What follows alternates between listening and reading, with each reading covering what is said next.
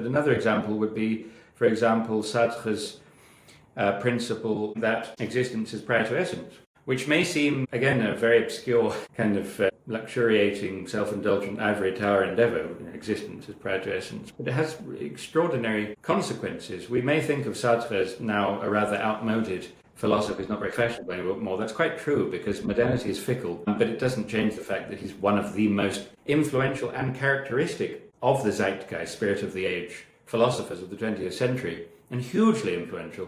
And what existence as prior to essence means, and I have to impress this upon anyone who's watching who knows a little bit about Wujudi philosophy or Mullah Sadra, and is like, oh, that's my MA thesis. It will be how Mullah Sadra is exactly the same as Sartre, because of this incredibly irrelevant, superficial, verbal similarity, because they couldn't have less to do with each other. And this is to use his own words, and it pains me to say this, but please be aware that it's in quotation marks. He says, "There is no human nature," he says, Sartre. "There is no human essence." Sorry for this irritating thing with my fingers.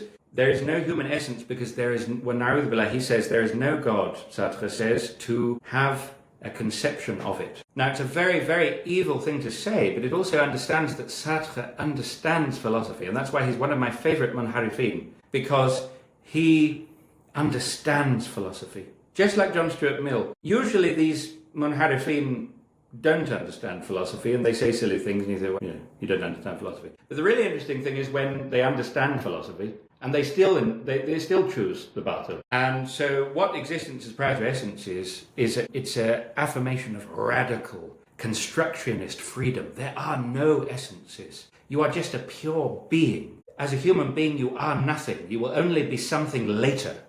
When you have accepted, you've embraced that bleak reality, that there is no reality.